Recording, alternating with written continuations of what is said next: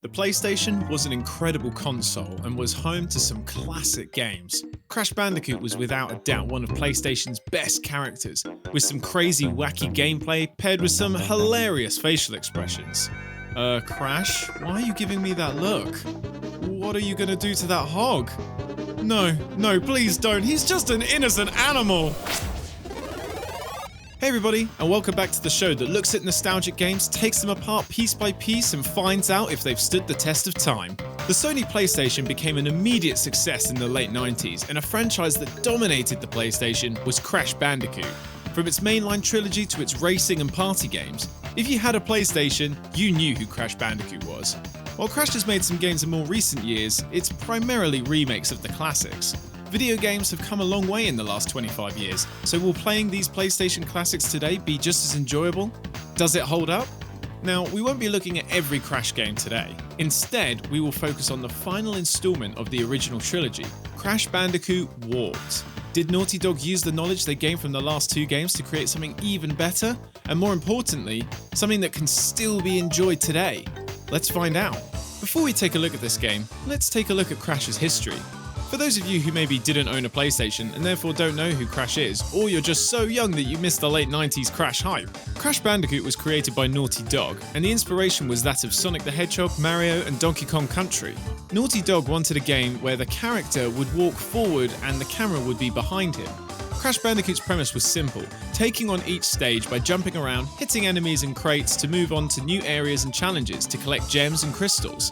While this pretty much seems like the games before it, exploring in a 3D plane with an occasional side-scroller switch made it different. Certain stages would have some twists, like riding an animal.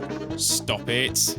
Running away from a boulder and blackout levels. And as the series went on, more crazy features would be added, like surfboarding segments and jetpack levels. While Crash received mixed reviews upon release, it sold well, so they moved on to create a sequel and essentially contain all the same gimmicks and charm of the first game, but enhanced, with more cutscenes and animations explaining the world of Crash a little bit more, and Crash just keeps looking like this.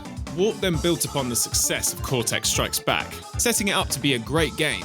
So what's the wacky Bandicoot got himself into this time? Well, in this game, it's about time. No, not that one. After you foiled Cortex's plans in the last game, Uka Uka, this evil mask guy, has been awakened and still wants the crystals, and has enlisted the help of mysterious blue Jafar. Like, it just looks like Jafar, right? I can't be the only one seeing this. He has a time machine, and Cortex's minions use it to go through different eras in time to collect the crystals. So naturally, you can see where this is going. You gotta go stop them. I mean, it's a video game. What do you expect? You make your way through some new timelines like medieval times, ancient Egypt, future, Saudi Arabia, giving more proof that this is Jafar, and a few others. You collect the crystals, take out these guys. Break out the butter. We're gonna make toast. What? And put a stop to Cortex. Once you do, all is well in the world again, and as far as video game plots go, it's pretty basic, but it could be worse, I suppose. This could all be in the manual and have no cutscenes, so we are making progress in the way of establishing the plot for games. Crash Warped worked pretty much like the two games before it, but with more.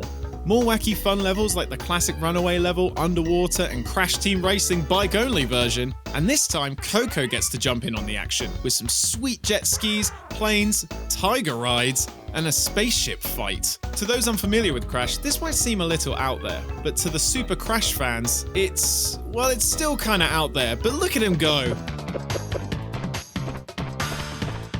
Overall, the levels were good. I mean, more than good. They were great. They were quick and felt like you could play the game for 10 to 15 minutes and have accomplished a lot. The gimmick of time travel allowed Naughty Dog to expand their level design a bit and go basically anywhere in the world. And apparently the timeline where fake Crash exists? Oh my god. The multiverse is real. And it doesn't take much to figure out what your goal is. Some of the special levels can be a little tricky. The driving segments aren't great, but it still felt fun to play despite the frustrations.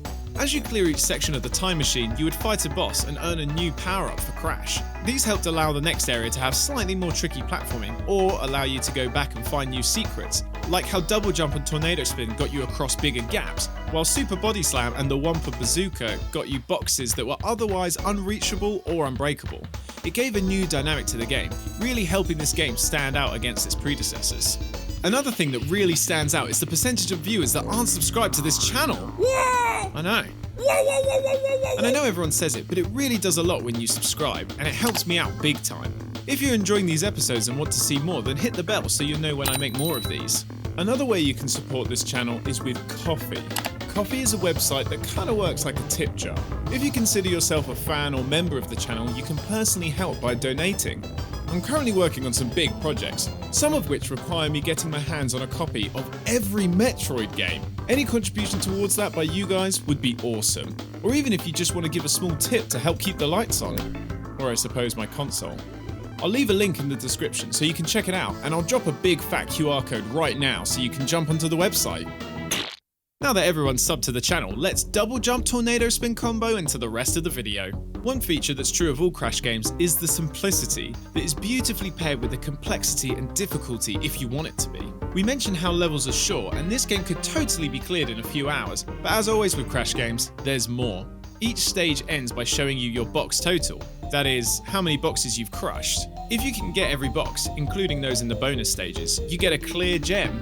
Once you have all those, there are still some color gems to collect, which are hidden throughout the game, and you're going to need to complete super tricky platforming in the death stages, and take paths you may not have been able to get to before, but now with the new power-ups, you can. The reward for all this extra work is a new cutscene or true ending, and a bit of smugness.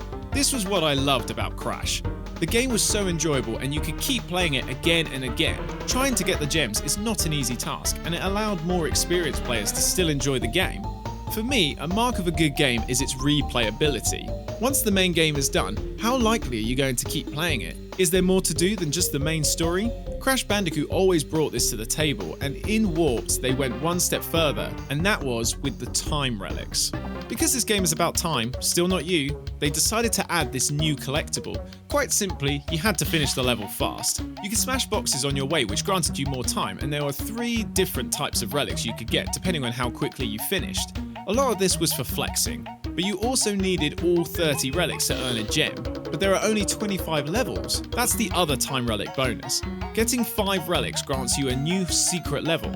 Each time you get another 5, you get another secret level, giving you 30 levels total. This is not for the faint of heart. This is a hard challenge. The dash shoes you get when defeating Cortex help, but some of the levels are a real struggle, and honestly, if you didn't do this, I don't blame you. But what I loved is this added one more layer of difficulty and challenge that kept you in the game for longer until you inevitably rage quit, because how the heck am I supposed to shoot down these blimps and not die in under 2 minutes? No, that's it. I'm done. I'm done. This is impossible. Crash Bandicoot Warped is an enjoyable game. The animations and cutscenes are funny as always, you can clear stages easily with some doable challenges, great special levels, and some new power-ups elevating the game beyond the last 2. The additional challenges of collecting gems and time relics meant you could keep playing this game beyond the main story, giving satisfaction to the newcomers and the veterans. I have very little negative to say about Warped. Yeah, some things are a little tricky, but I think that's not because of the game design being flawed. It's hard because they made it hard, and I guess I'm just not a pro gamer. At the start of this, we asked the question, does it hold up? And for Crash Bandicoot Warped, the answer is yes. For a game that's 24 years old, it's still so fun to play with little concessions given as to why it plays badly nowadays. Because it doesn't. It's great. The Crash series is a PlayStation 1 must play. And this is right on top of the list with which to play. That and Crash Bash. Man, I love that game. So go ahead and bust out that victory dance, Crash. You've earned every right. Thanks for watching. Crash Bandicoot is a fond part of my video game childhood, so I was really psyched about doing this. I also played this game a while back on my channel, so you best go check that out.